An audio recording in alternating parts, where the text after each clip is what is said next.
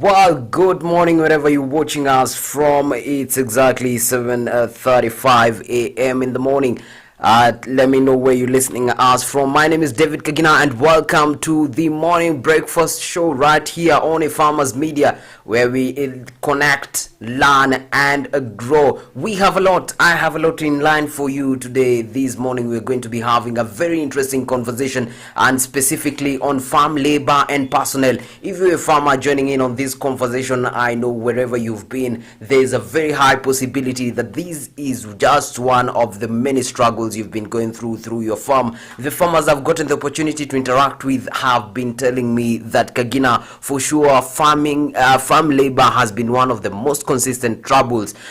You hire someone a few days down the line, these people are no longer on your farm. Alienda Ushago, they never came back. These and many more we will be discussing right here this morning, all the way to 9 a.m. You'll be with me as we have this conversation. In the meantime, keep engaging with me through our social media platforms. On Facebook, A Farmers Media; on Instagram, A Farmers with a Z; as well as on Twitter, A Farmers _media. And I'll be getting to sample some of your feedback. You can also be commenting there and tell me what is the most consistent problem that you've been having with your farm labor.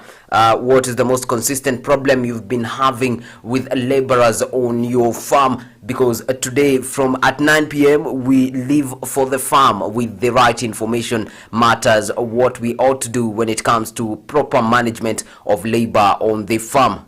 Joining the conversation, you can remember you can also tag me as well as send your feedback through my personal handles on those social media platforms, being Facebook, Twitter, as well as Instagram. With my name is Kagina on all those platforms. Remember, farm is the better the farm laborers, the higher the production, and that is something that all farmers dream to have: maximum productivity with from their farms.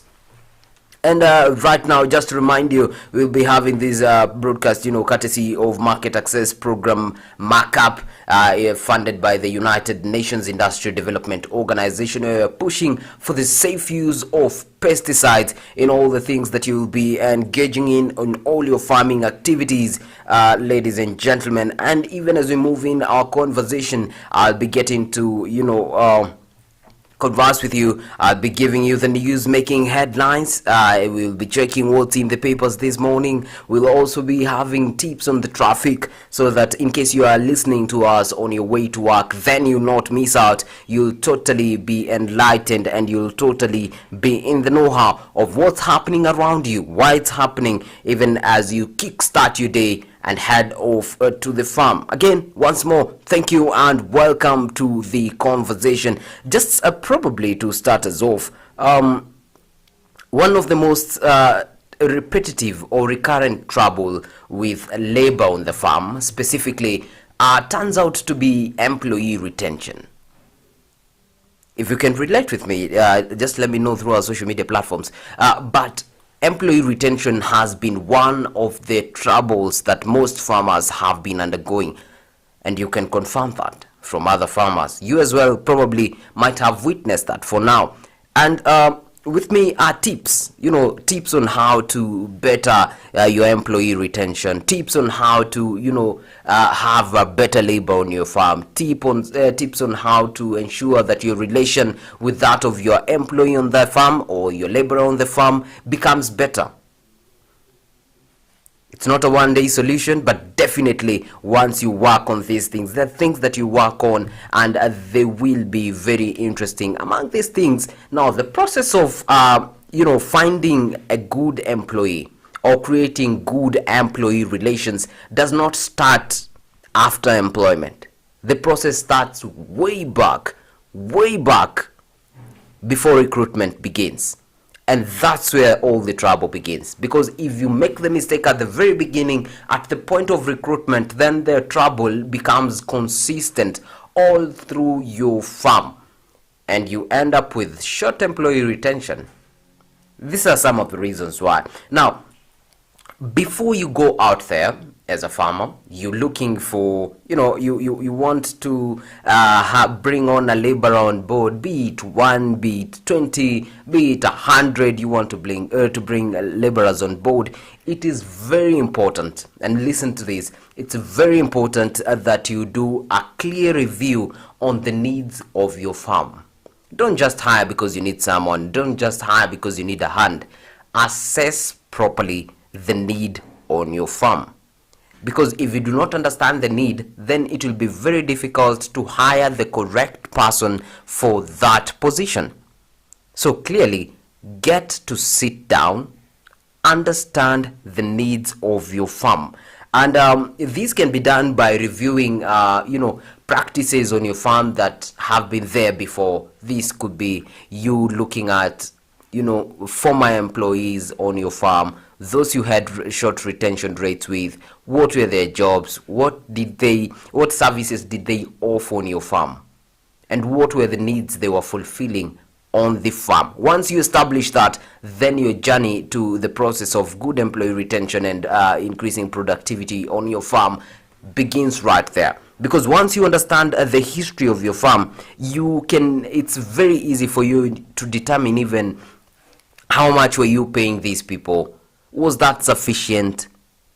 Comparing the rate of inflation and the current situation, was that sufficient to retain your employees, or rather, was that the problem? Was that the main point of conflict between you and your employees? Once you establish that, it becomes very important, because from there it becomes way easy now to set up and decide the labor costs, just how much you're willing to part with on the farm to cover the needs that you have established. So one, we have said, do a reconnaissance, review the needs of your farm properly, so that you can determine how many employees you need and when do you need them. And then what you can look at next is the previous practices on that farm. So this will aid you in establishing what are the labor costs within the farm, and this ensures that you have a budget within what you can afford. Because what these previous records assist you with, and the importance of checking and keeping these records is, you will know when you are paying this employee this amount for this amount of work, and the need was this much, this was the output. Again, we are not just farming for the sake of farming. We need to have good records for us to farm and ensure that we are aware of what we are doing, so that we don't incur losses in the process of farming. Don't just do farming for the sake of farming. At least be able to estimate and work with the cost of production that is within your budget, and that can be done by assessment of the needs on your farm and assessment of previous book records, which includes the labor cost that was utilized on your farm. So that is a very, very, very important step that ensures you work within the budget. Again, remember, even as you're saying we work within the budget, this means that on your farm, even as you plan your farm, something that we have this conversation over and over again on our program, that is a repetitive farm plan. You plan your farm properly. Just identify how much you're willing to spend on labor, and once you do this reconnaissance, compare the two, ensure that you're within the budget, then we can take off. This farm needs to be worked on, and it needs laborers. You have identified the needs that are needed, and now you know what kind of laborer you need and what type of labor you need. So the next thing you need to do is analyze critically. Do you need a permanent laborer, or do you need a part-time one? Once you have established the needs, you realize that there is too much work to do in your farm. You might prefer to have a full-time laborer. Or again, you might look at your farm after assessing the needs and realize, oh no, you don't need a permanent one. You need a temporary one that works there part-time, and that is fully based on the needs. Again, something that can inform whether your employee is permanent or whether your employee is full-time or part-time is very dependent on your budget, because you might look at what you have and realize you cannot afford to pay a full-time employee with that amount of money and retain them. So what do you do in this case and scenario? Go for a part-time employee, or a short-term laborer who will fulfill the needs on your farm at that point. And once you're done with that, you can move on with your life very properly. And after reviewing the needs, you know now the labor cost. At least you know what type of laborer you need on your farm, whether full-time or part-time. The other thing you might realize on your farm is that sometimes you have needs that are not consistent. Probably if you're a seasonal farmer, that means you plant when there's rain, you don't use irrigation. That means you need laborers at some point of the year on your farm, not all year round, because at some point you'll have no crops on your farm, there'll be nothing going on your farm. Probably you've moved on to the next step of production, which might be, you know, processing or drying, or after harvesting you guys need to, if it's maize, you need to get them from the cobs. If it's beans, you need to remove them from the pods. That becomes quite interesting, and so this is something that you critically need to look at. We'll be discussing more and more of that right here in this conversation. I hope you've gotten the first bit that we've had. So cleanly review the needs of your farm, identify the labor budget, what you're willing to spend in labor, and also identify when do you need these laborers on your farm. Are they permanent? Are they part-time? Because sometimes you may need them for a certain period of the day, sometimes you might need them for a certain period of the year, and not entirely. And that is very crucial. And even as we do all this, remember, we are pushing for the safe use of pesticides, an initiative by Markup Kenya, as well as by the United Nations Industrial Program. Ladies and gentlemen, just before we head for this commercial break, it's important that we mention some of the things that we refer to when we are saying safe use of pesticides. If you're a farmer out there, let me start with these basics. When we're talking about the safe use of pesticides, this begins from how you're handling the pesticide. And this includes you being properly geared up before the use of these pesticides or during the use of these pesticides. Be properly geared up. If you need a mask, please put that on. If you need goggles to protect your eyes, please do that. If you need a cap for your head, do that. If you need a gown or an apron when you're doing all this, and gumboots, just to ensure that you don't come into contact with the pesticides, please put them on. Dress appropriately. Be well geared up while using these pesticides. Again, that is just one part of the step. And once you're done, ladies and gentlemen, you're the farmer, you're the one interacting directly with the pesticide. Ensure that you clean up properly. Cleaning up properly means wash your hands and the surfaces that have come into contact with the pesticides, using flowing water as well as with soap, just to ensure that you get rid of all the pesticides from surfaces or from your skin and from your body. That is very, very, very essential. Thirdly, something that we might be touching on, where they always wash the personal protective equipment that you'll be using during the spraying of these, pesticides. Ensure that you clean them after you've worn them properly, after you've cleaned up properly. Ensure that proper cleanup is done on these equipment. Remember, all this information is coming as an initiative by the Markup Kenya and UNIDO Kenya, hashtag Dawa Bora Mazao Bora, an initiative pushing for the safe use of pesticides in our country. We are headed for this break. Ladies and gentlemen, don't go far. We'll be coming back with more information on how to properly manage labor and personnel on your farm.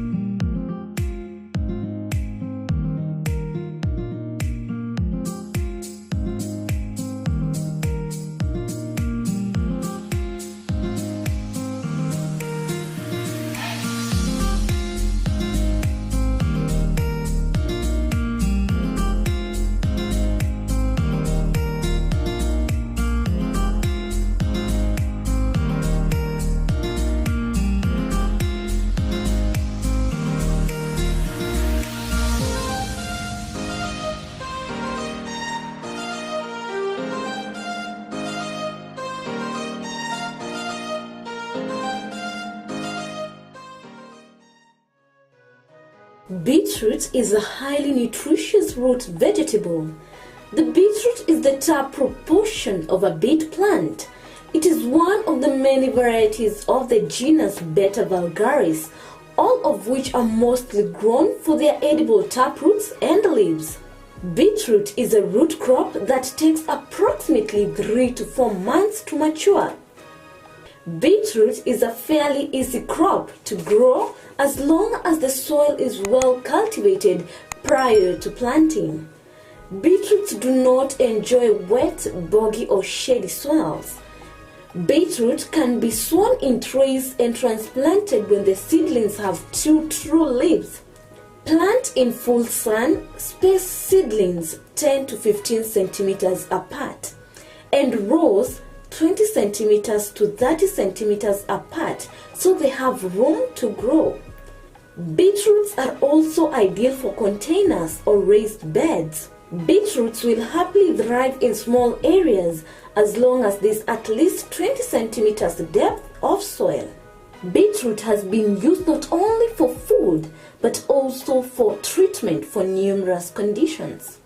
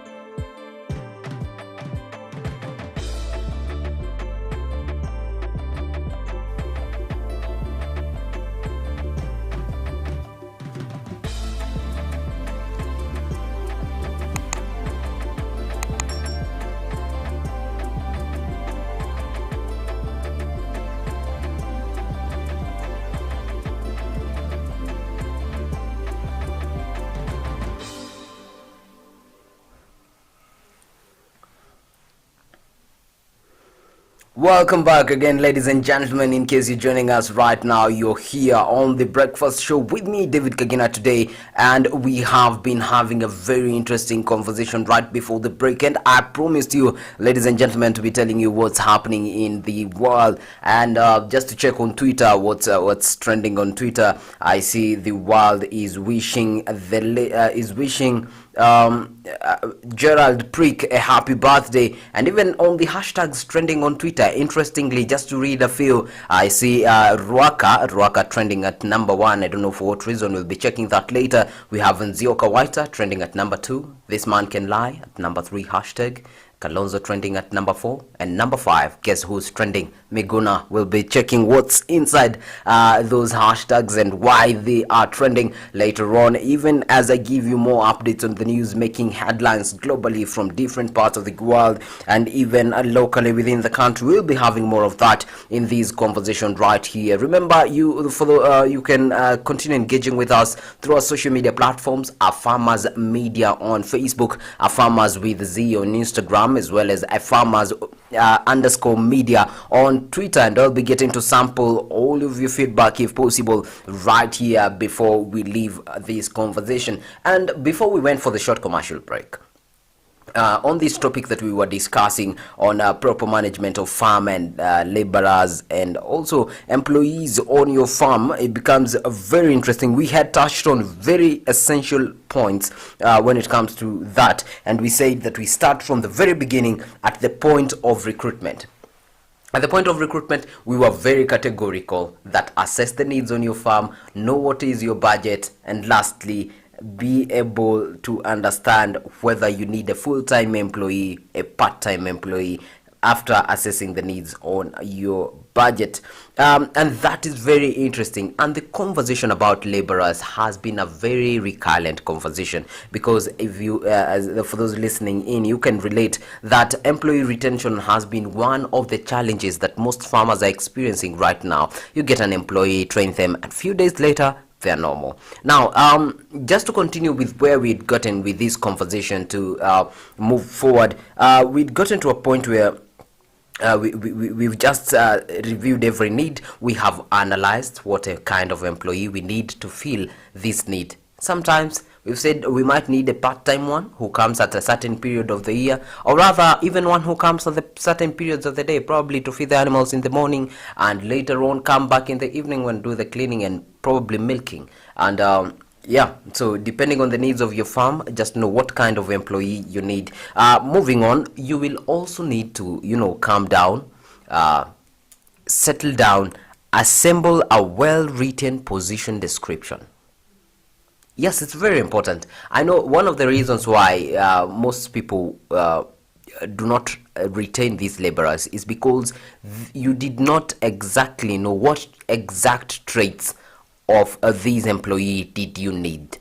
That is one of the reasons you get someone, they come on board and you find it's not what you expected, or they're not someone you are willing to work with. Eventually, what do? Probably you let them go because they disappointed you and frustrated you. Or on the other hand, you might have someone, they come and they realize whatever they're doing, whatever the job is, that was not their desired job description. And eventually what do? They find excuse and leave, or some of them even abandon work midway and go.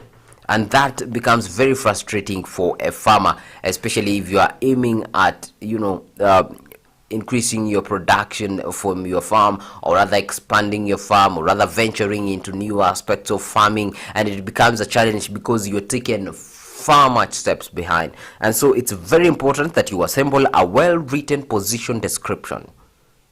If you're looking for on the farm, we have lots of laborers and personnel. This might be you're looking for, the security personnel will be taking care of the farm, or checking who's coming in and checking out. It's very important that you describe exactly what this person will be coming to do. If it's opening the day, if it's opening the doors, if it's guiding and guests, if it's, he will be doubling up as the reception. It's better that this becomes very clear from the very beginning, such that you don't come add responsibilities to them that were not very clear, and that brings around is conflict, because they feel as if you're infringing on their personal rights.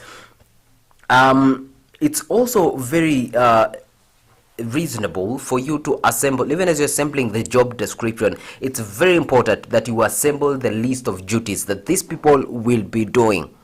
It's better that when you're bringing someone on board, you are very clear on what your expectations from them will be, such that they understand, once I am on board, what is expected of me. So list the duties they will be coming to execute.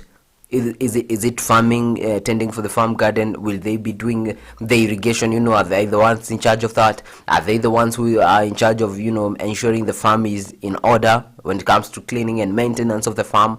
Are they allocated to livestock alone? They need to understand that. Are they the ones who are supposed to be cleaning the place? They need to understand that. If they're the ones bringing the feed, let them know that clearly. And that can only be done if you are able to assemble a proper list of duties with the proper list of things they will be doing on that farm. Also, even as you do this, it's proper that you introspect.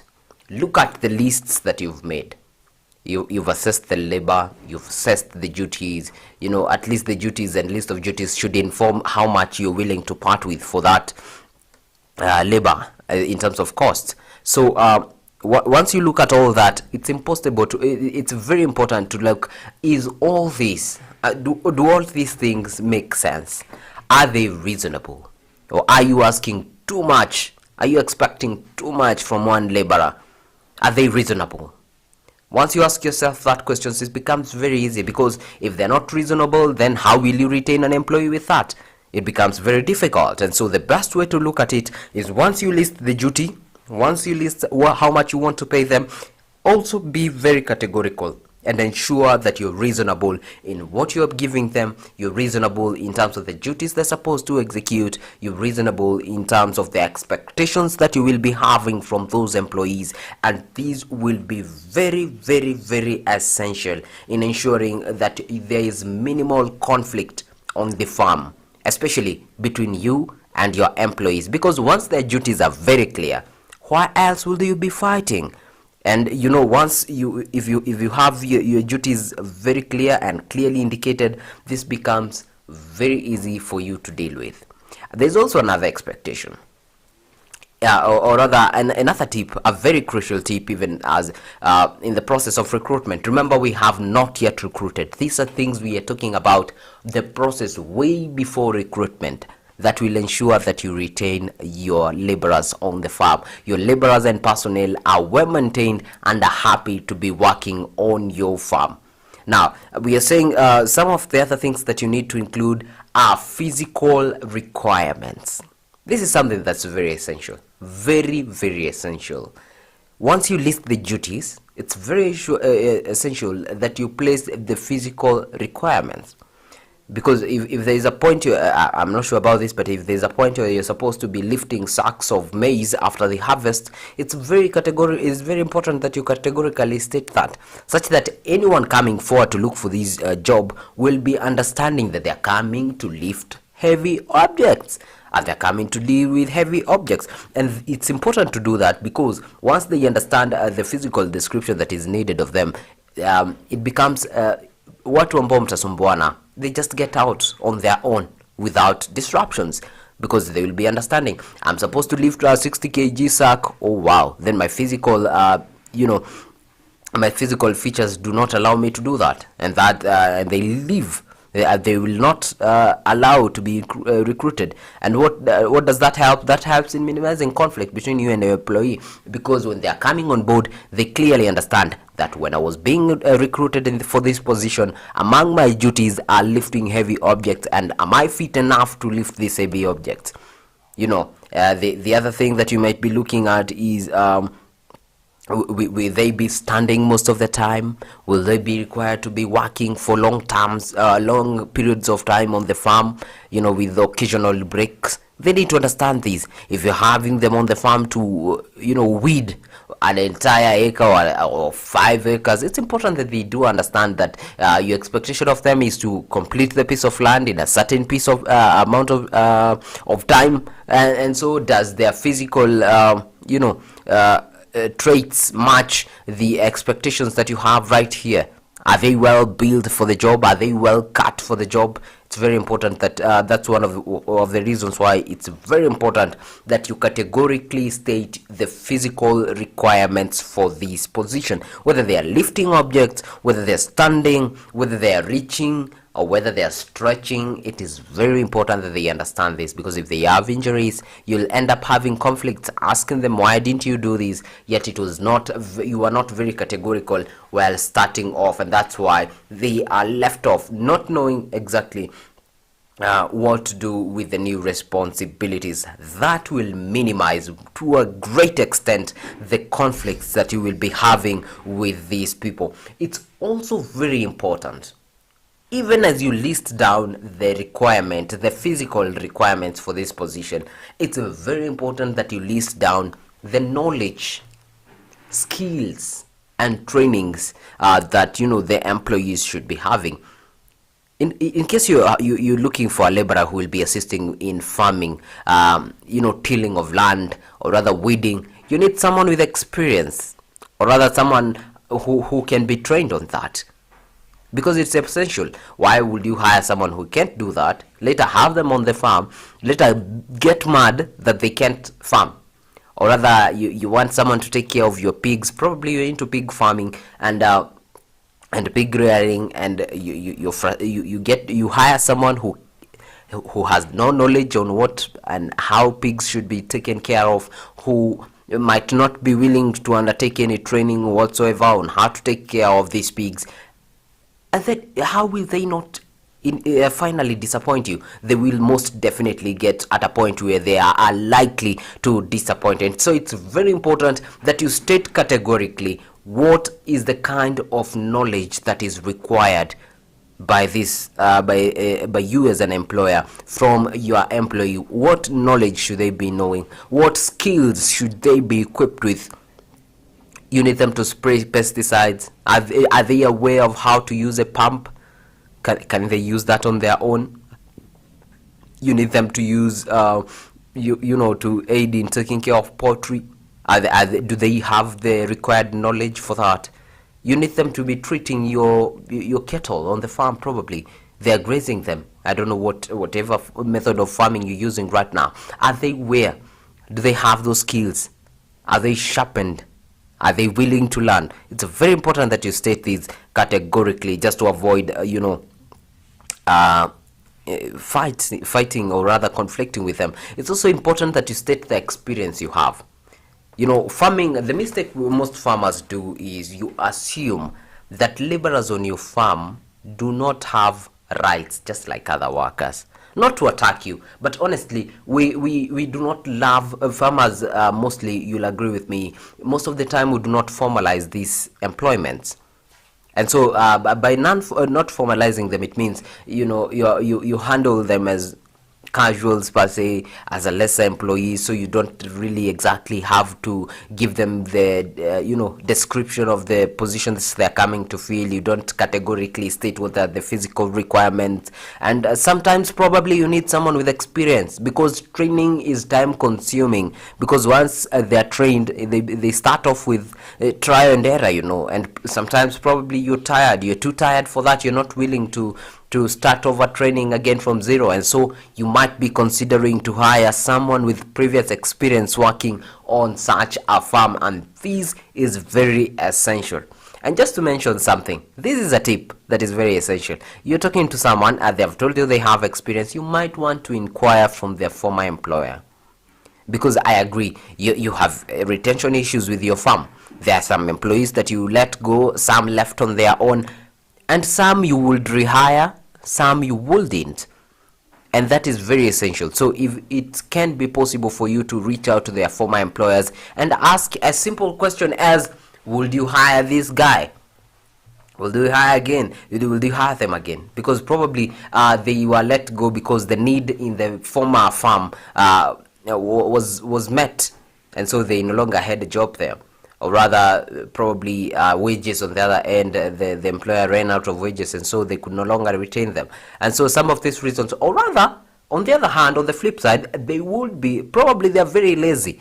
That is why they could not work with their former employer. So it's very important, even as you're looking for experience, you might consider contacting their former employer to understand, their expectations, to get to really understand how was their output. And questions as simple as, will you hire them again, will be very essential. Because if an employee is lazy and unproductive, probably made the farmer incur lots of losses, the most probable answer would be hire them at your own risk. Ladies and gentlemen, not all of you want to risk with your farm, even though this is a whole risk business. But I believe not with your profits, not on your farm, not with your cattle, not with your crops. It's not something that you want to leave in the arms of someone you're not sure they'll be able to handle that.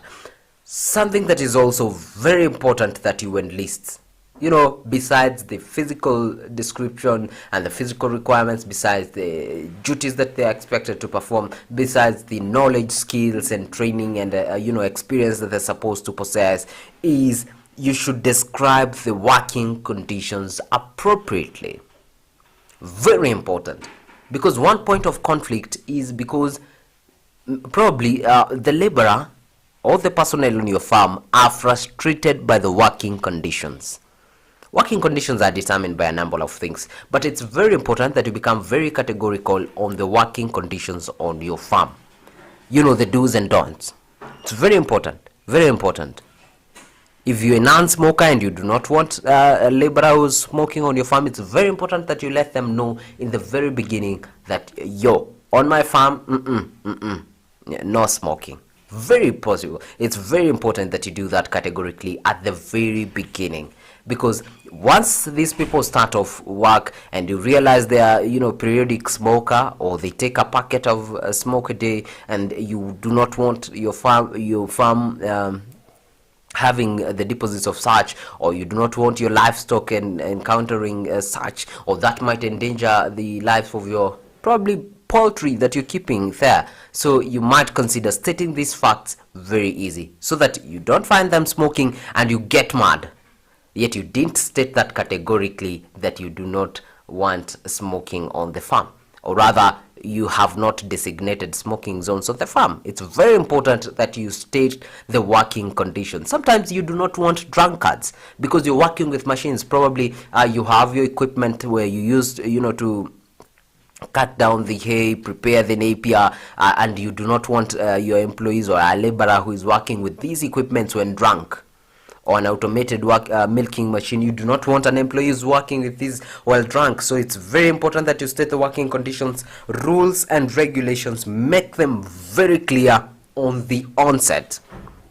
So you've stated the working conditions, you've stated the duties and description, you've stated the physical requirements that are needed of this employee. Also, you're now stating an employee who's met all those above and have come here. Now they need to know the rules and regulations, so that you can know whether they'll stick around or they'll go. You need to know in what areas are you flexible, what can you adjust, what can you not adjust, what are the strict do's and what are the strict don'ts. Probably you do not want your employees coming, with milk on the farm. Probably you think it might infect the milk that you have on your farm. So it's very important that you declare this and, give an alternate plan for what you're planning to do with these. Something that is also very important that you describe is the working days and hours. Sometimes you need, and this, we will come back to this point later, but just to brush it off, you need to describe really the working conditions, especially the working days and hours. If the employee will be working for 12 hours, let them know that at the point of employment. Don't trick them into employment, then later raise very high expectations from them, expectations they're not willing to work with. If they're supposed to be working for 12 hours, it's very important that you let them know you'll start working at this time. You can take a break of this long during this time. You can have a tea break. You can have a lunch break. You can have some rest in the afternoon probably. You need to state this categorically among the working conditions that you'll be having. Also, they need to understand, will they be coming every day of the week to work, or will they be coming working for some days of the week, and then for the rest of the week, for some part of the week, they are resting. So this is also is informed by the needs of your farm. That is why, while beginning, we said it's very, very, very important that you review the needs and practices on your farm. Very important that you state the days and the hours. Also, something else, you need to categorically state the flexibility of these working positions, because probably you've given them 1 day off and or 2 days off, and so the flexibility of this, probably you might need to alternate those because you do not have one employee. I told you we'll be coming back to that that conversation on the working conditions and especially working hours and days. We'll be coming to that later on once we're done with the recruitment process. But it's very important that you state that categorically, so that they will be understanding the flexibility of the positions. They don't go for that 1 day off and the next morning they have an excuse here or there and they do not want to report the work, or they tell you they cannot come back to work for that specific day, and that ends up messing your farm terribly. So it's important you understand each other on that issue.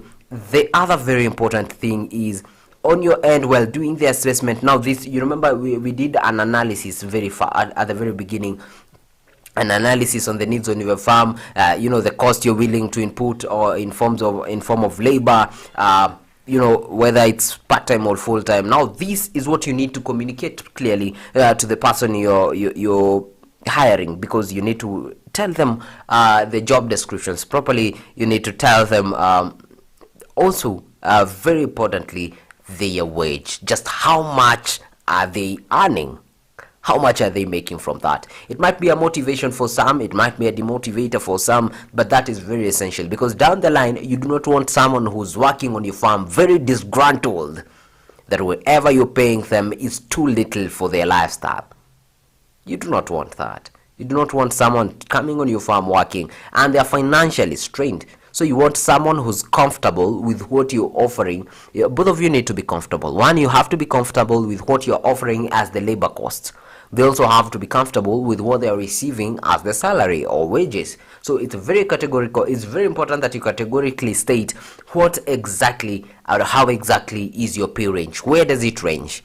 So that they understand, yes, if I'm coming for this job, I'm comfortable with this amount of money, and that is what I'll be receiving at the end of the month. And so you do not have someone coming on board, and then 2 weeks, 1 month later, they've left because the wages are too uncomfortable for them. Or rather, look at it this way. Probably your wages are too low, and those around you are offering the same job description, offering the same working conditions, but their wages are higher. That could be one of the reasons why you're losing your employees. So you might consider making sure that your wages are meet the competitive prices, or meet the competitive wage remuneration, but as well as ensure that even as you make sure they are competitive, also ensure that you're comfortable with whatever you're issuing out as wages to these employees. It's very important now, because when you state it categorically how much you're willing to spend with the employees, one, it cuts off those who are uncomfortable with that an amount. You see, it might attract those who feel they meet the requirements, and those who meet all those prior stated job descriptions and physical requirements. It might pull them on board. Probably you're issuing better rates than other farmers around you, and that could be a very good incentive for those who are coming on board. Also, it's important because now you tell them what you can afford and what you can't afford. You might give them a plan, tell them you're starting off with these. Once we continue, we will raise your pay to these. At the point of production, we'll raise your point to these. Because again, you do not want to be minting money from your farm and paying peanuts to those working on that farm. Be considerate, be very reasonable, pay what you're comfortable with, and pay something that is reasonable. Also, it's very important that you state possible incentives that you'll be issuing to the employees, laborers, and personnel.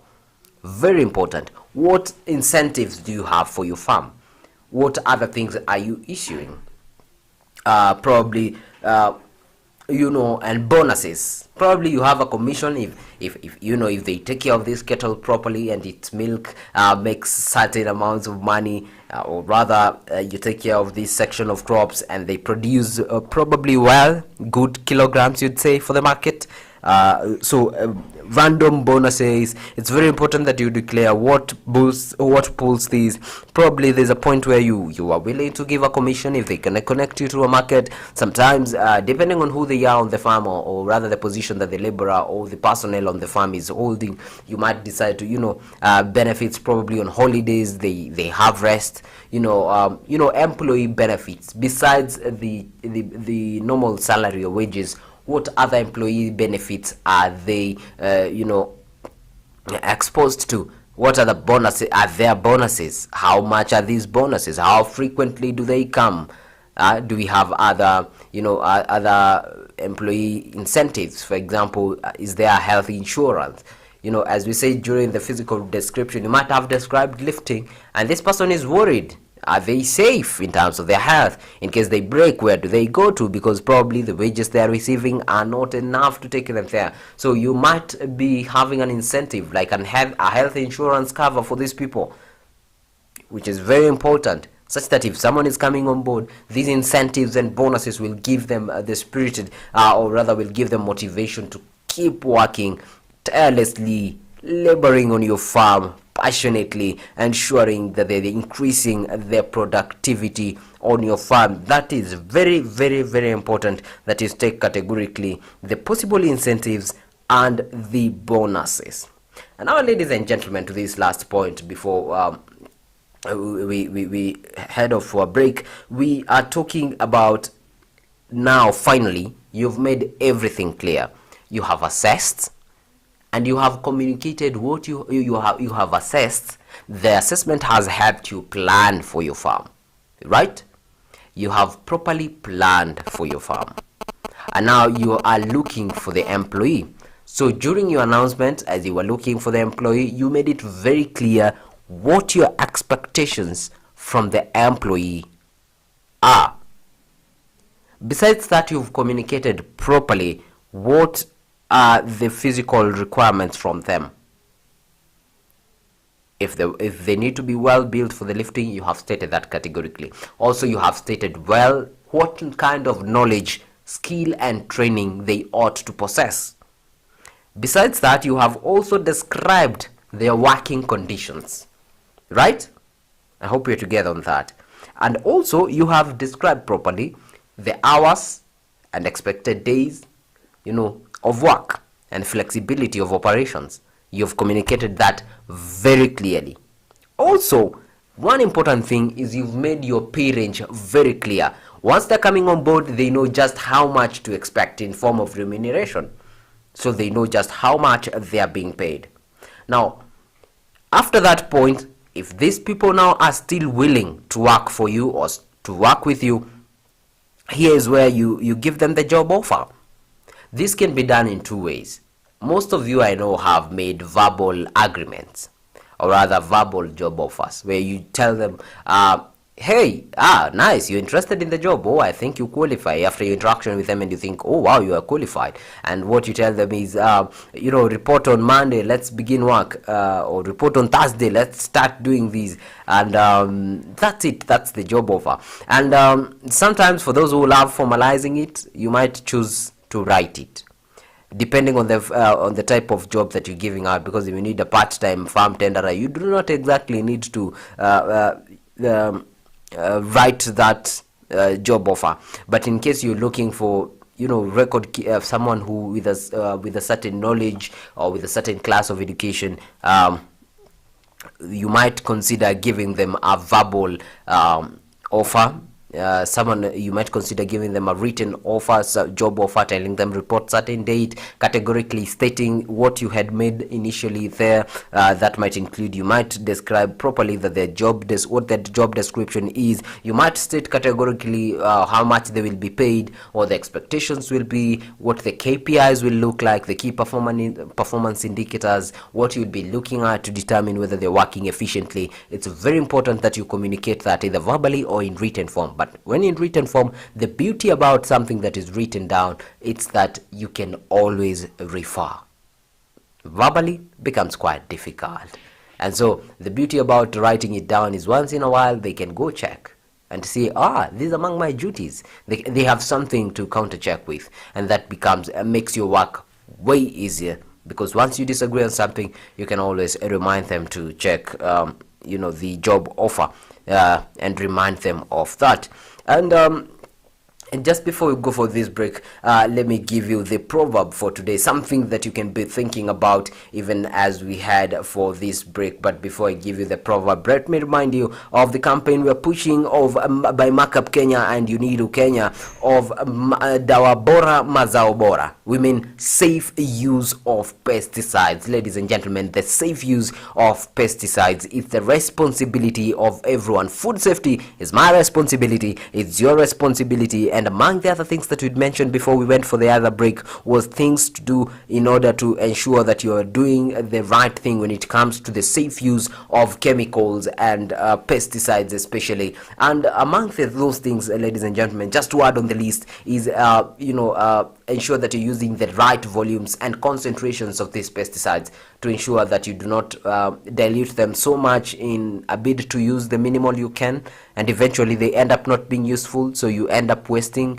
your resources. So it's very important that you consider the concentration. Again, don't make it over concentrated, because these might be retained by the plants and eventually the consumer might have them, and makes your food, though looking good, it might not be safe for human consumption. And so it's very important that even when you're spraying these pesticides, even when you're applying these chemicals, ensure that you use the right concentration. Something else that you might consider is minimize their use. How so?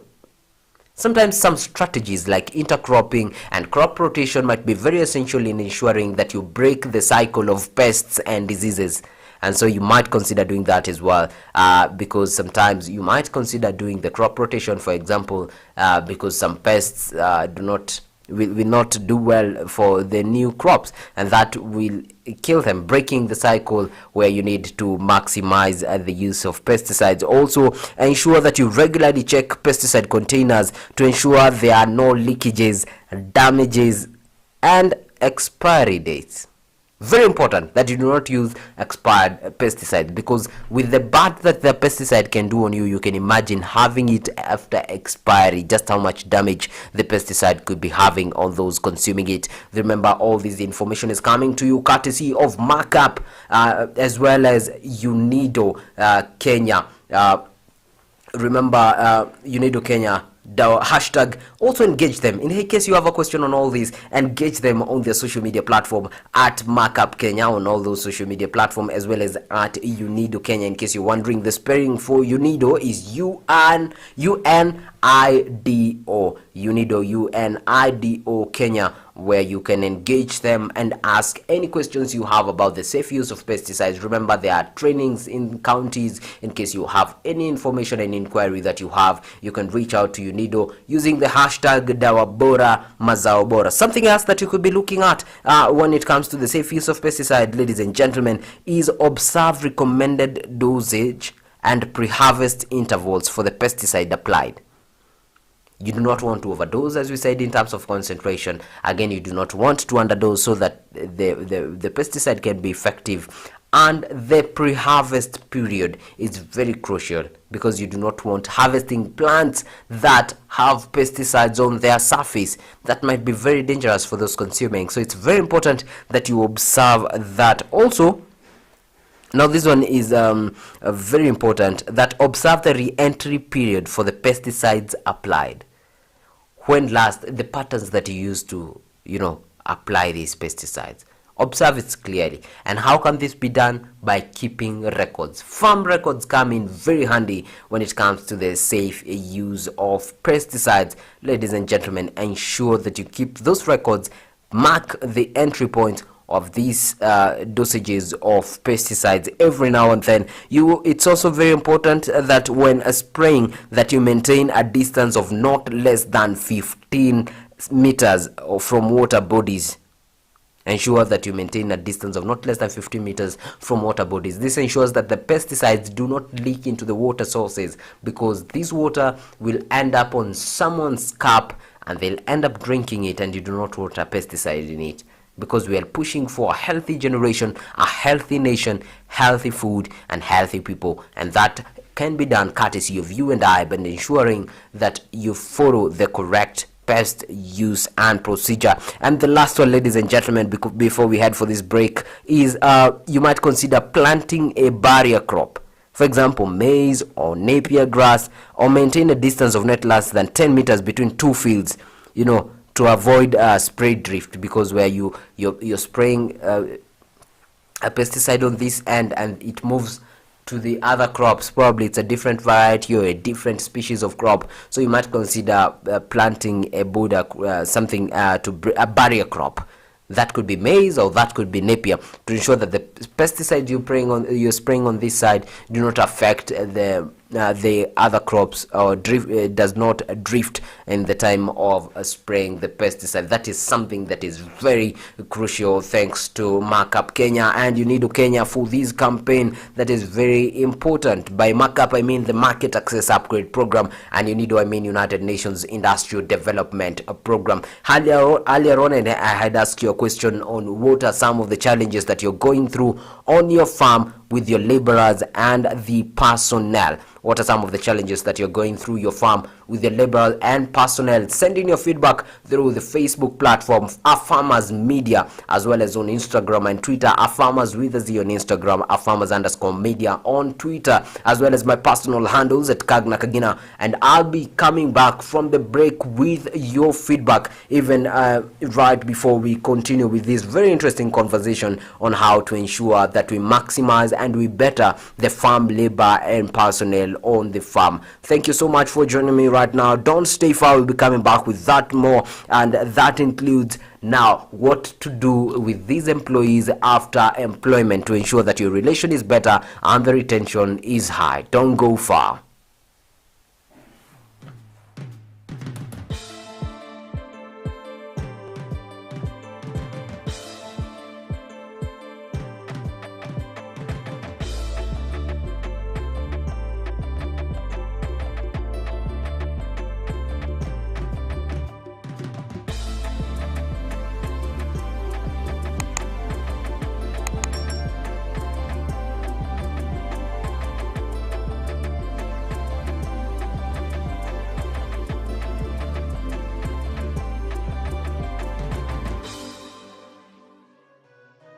Beetroot is a highly nutritious root vegetable.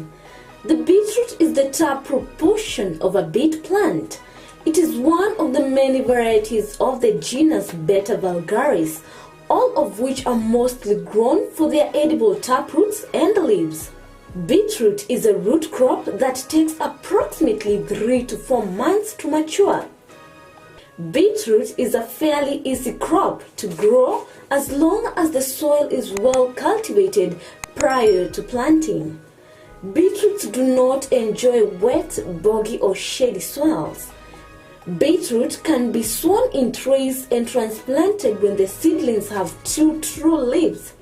Plant in full sun, space seedlings 10 to 15 centimeters apart, and rows 20 centimeters to 30 centimeters apart so they have room to grow. Beetroots are also ideal for containers or raised beds. Beetroots will happily thrive in small areas as long as there's at least 20 centimeters depth of soil. Beetroot has been used not only for food but also for treatment for numerous conditions.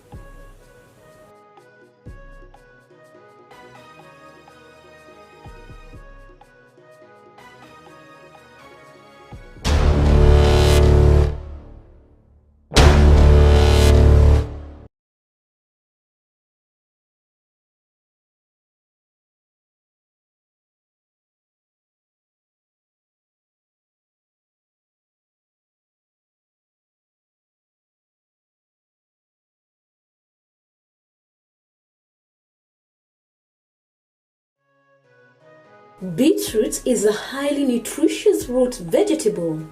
The beetroot is the top proportion of a beet plant. It is one of the many varieties of the genus Beta vulgaris, all of which are mostly grown for their edible taproots and leaves. Beetroot is a root crop that takes approximately 3 to 4 months to mature. Beetroot is a fairly easy crop to grow as long as the soil is well cultivated prior to planting. Beetroots do not enjoy wet, boggy or shady soils.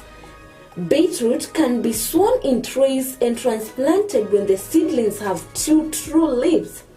Plant in full sun, space seedlings 10 to 15 centimeters apart, and rows 20 centimeters to 30 centimeters apart so they have room to grow.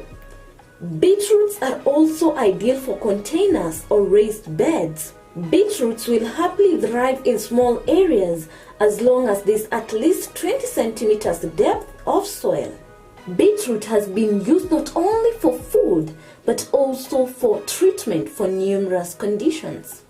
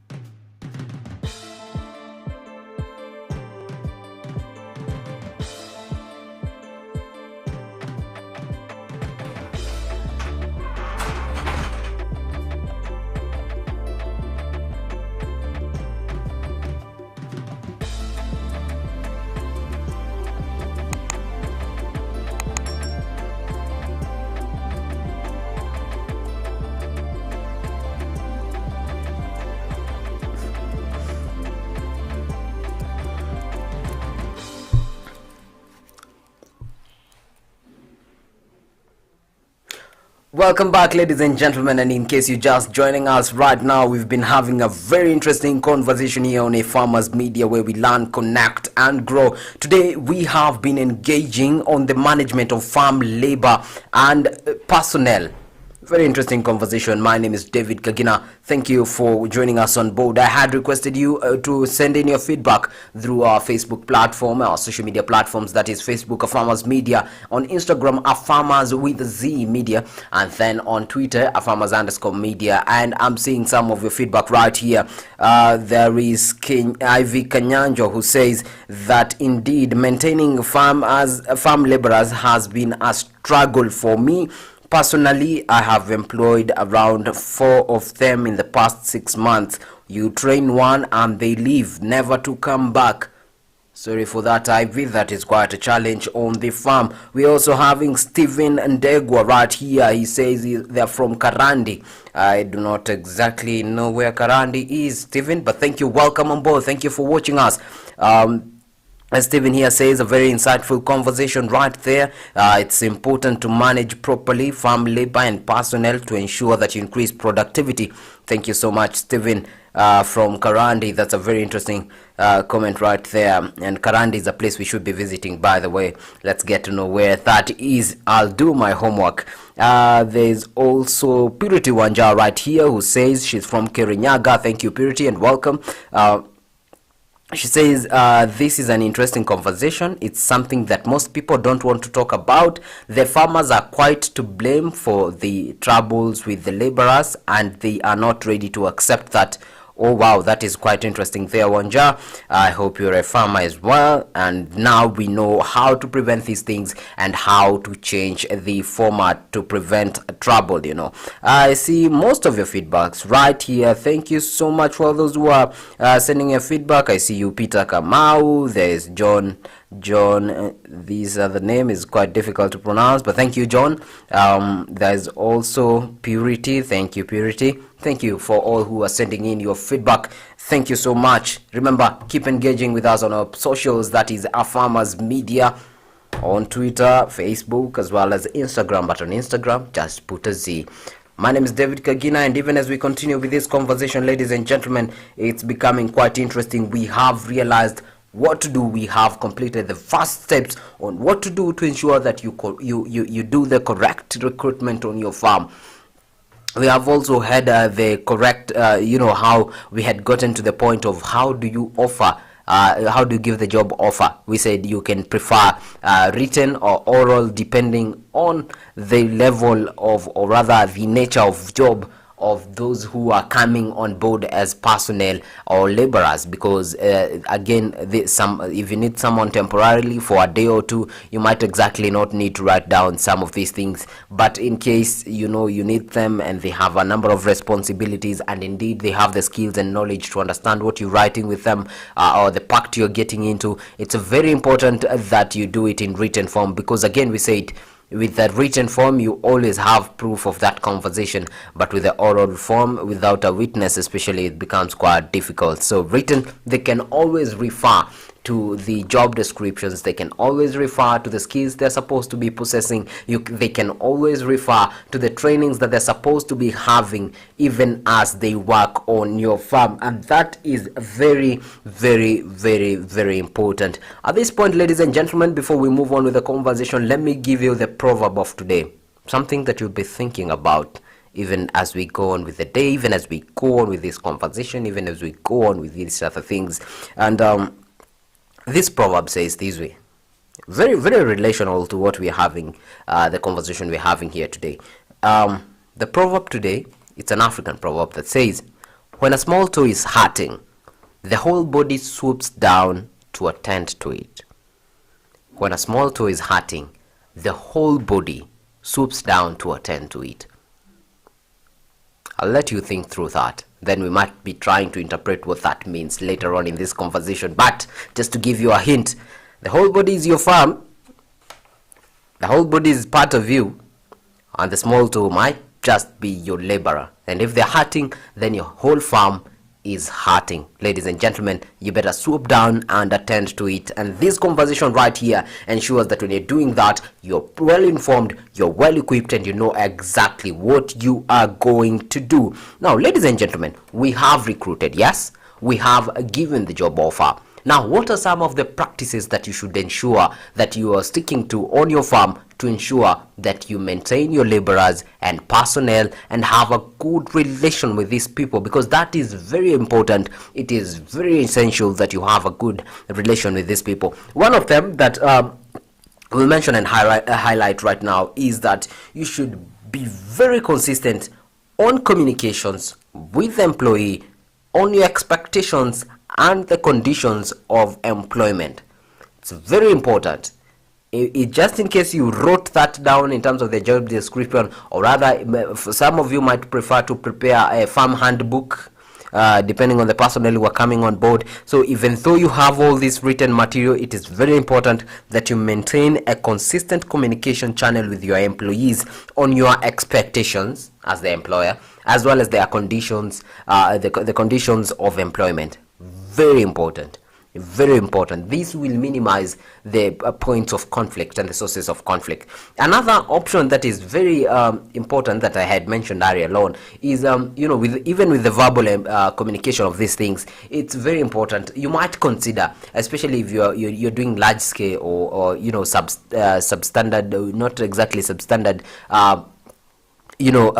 not exactly the large scale kind of farming, subsistence farming, you might consider preparing a handbook for your farm.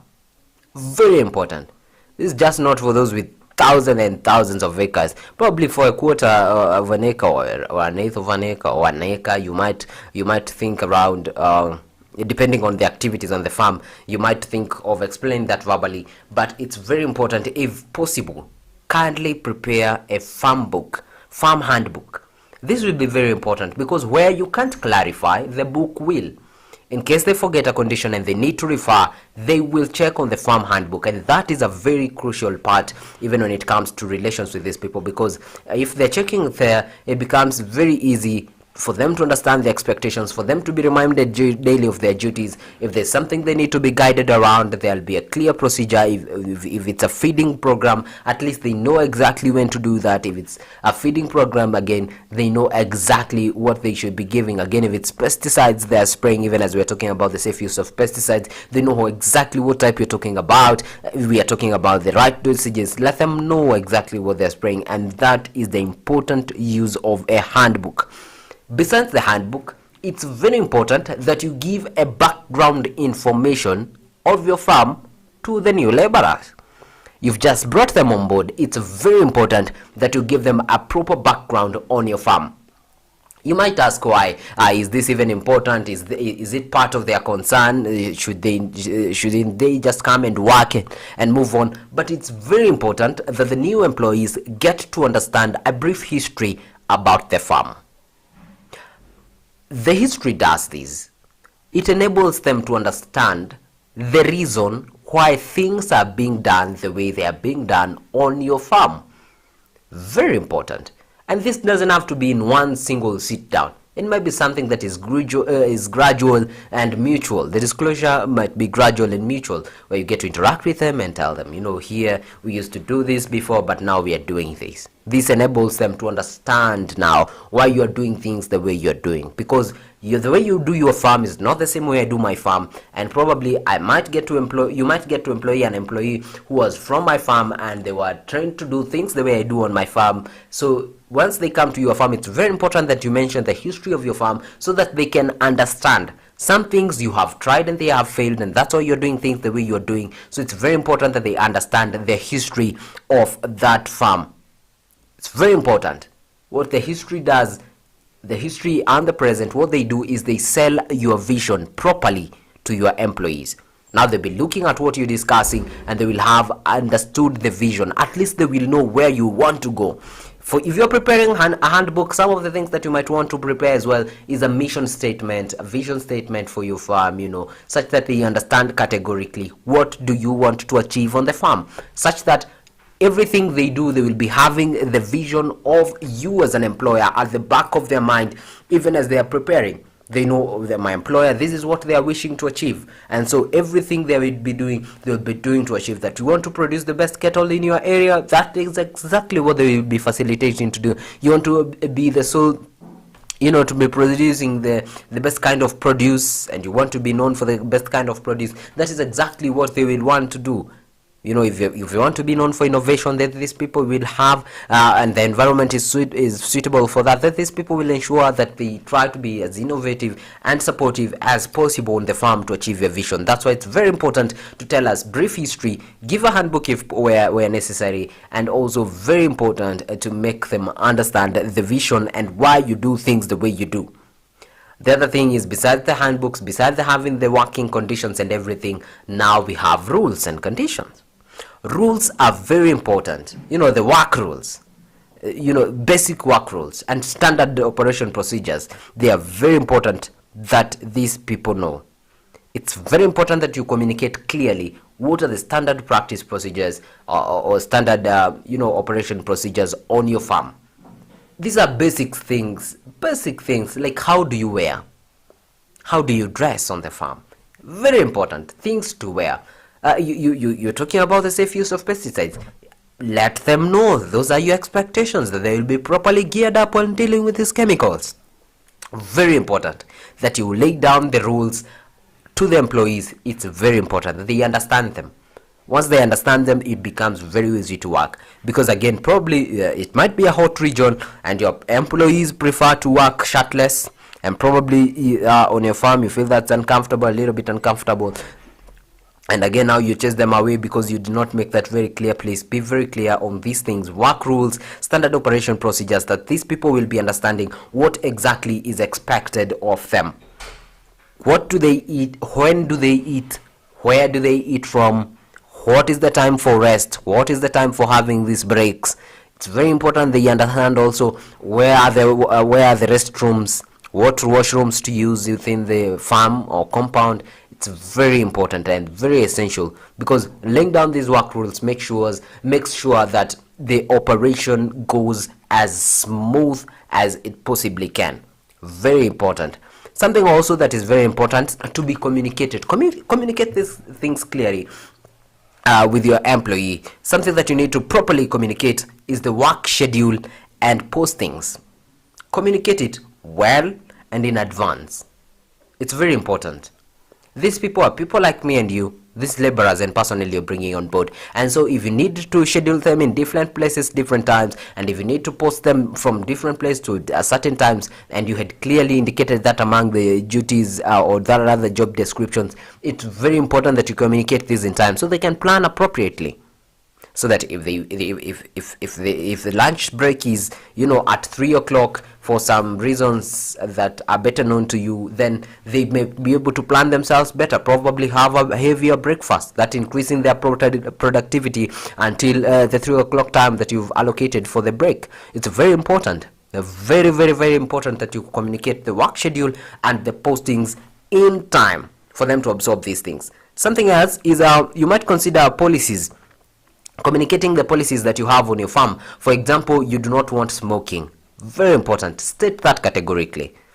Or rather, if you don't mind smoking, then probably there are regions that you've designated as smoking zones on your farm where people can smoke freely, but the segments where you do not want any person smoking around there, state these things categorically. If you have working machines that do not people to work on them while drunk, or rather when tipsy and not sober, state that categorically. If you don't want them at work when they're not sober, state that categorically. It's very important that you issue out, or rather communicate your policies properly. This minimizes the points of collision, because they know once I'm drunk I cannot go to work, so they not get drunk because they want to come to work and earn wages. That is very reasonable, and you'll not get conflicted with them. Again, during your recruitment process, probably you chose someone who was not an addict, and if they became an addict along the way, at least they'll be knowing what are the expectations on your farm. Something important that you need to communicate that we had mentioned earlier, but it's very important, that's why we're repeating it over and over again: proper information on the pay and wages. Let them know how much they're being paid, and most importantly, where and when and how they are being paid. How are they being paid? Are you paying them in cash? Are you sending it through mobile money transfer? Are you doing it through the banks? Are you writing checks for them? It's very important they know how they will be paid, and it's also very important to know when they will be paid, because these people have bills they need to settle. These people have expectations. These people are, they have rent, they have food and shopping they need to do, they have personal expenditures that they have. So it's very important that you communicate that when you will be paying them. In case you're getting late with the payment, it's important that you communicate that earlier enough, such that these people will be equipped. They will make proper plans appropriately. If they need to talk with their landlord and someone else where they're they're renting or something, if they have bills, probably a sibling they're paying school fees for, or even their rent and shopping, whatever they need to be spending on, it's only proper and appropriate that you communicate properly how you're going to be paying them. Something else, it's very important that you indicate your key performance indicators. How exactly will you be weighing their performance? It's very important, such that these people will be aware that these are my job descriptions, these are my key performance indicators. When I'm coming for when my employer is assessing me or checking my output, these are the key things that they will be looking at. That is very important, that they're informed on the KPIs, the key performance indicators. That will reduce any chance of conflict between these people, and that is a very something very essential. Something else that you might consider, which is, even as we wrap up this conversation, is orientation. Once you have those laborers on board, it's proper that you do a proper orientation, and it's on the orientation phase where you give them the handbook, you lay down all these procedures, you declare all these things that you'll be having a conversation on. It's very important that you do a proper orientation. Also, you might consider training, because these people have had different experiences from different ends. Probably they were on a farm where they were doing this other way, or probably you are doing modern farming, and some of these styles they have not really interacted with, so they need to adopt them. Need to do proper training for these people. Very essential. Do proper training after the orientation, and also have in mind motivation factors, motivation and incentives. Know how to incentivize these people, know what exactly motivates them, and offer exactly that, or rather what you can afford with that. That means it doesn't need to be money of monetary value, whatever you're motivating them with, but ensure you give them motivation. Also, this is very essential while working on your farm. Feedback. Let them know what you think of what they have done, or rather where they can improve. That is, this we're talking about feedback, and feedback can be done through regular face-to-face meetings. That is the best way to give feedback to your laborers and farm laborers and personnel. Give them face-to-face feedback. Let them know, here you did well, here you didn't do good. Both positive and constructive criticism and feedback. It's very important, very essential for them to undergo those trainings. And ladies and gentlemen, that is just the the icing on the cake on how to maintain good farm labor relations, to maintain your personnel on the farm, and to minimize the problems that we've been having and experiencing as farmers, where you have a laborer on board this time, you do not have them next time, they're gone, they're disappeared. It's very essential that you understand that. We've looked at how to start with analyzing the problem and needs on your farm, budgeting for these employees, putting out a job description.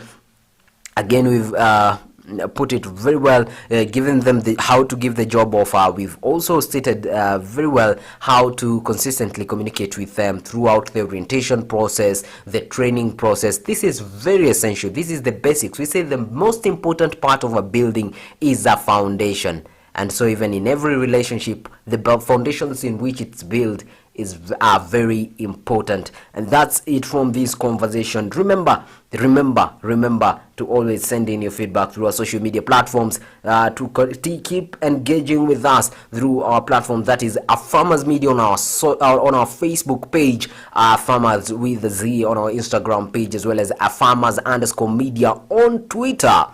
Ladies and gentlemen, remember, we are pushing for the safe use of pesticides and chemicals on our farms, courtesy of Markup. When I say Markup, we mean the Market Access Upgrade Program in collaboration with the United Nations Industrial Development Organization, that is UNIDO. So ensure you properly use these pesticides. And just to wrap up on the last methods to ensure that you properly utilize these pesticides, ladies and gentlemen, we had mentioned a number of them there before, but and something that is very important right now is ensure that we had mentioned lastly about ensuring that you use the correct dosage when it comes to the application of this pesticide. Something essential also, ensure that containers you're using, or rather the cans and sprayers you're using, are properly calibrated. This is to ensure that dosage is on point. Something else is use appropriate equipment.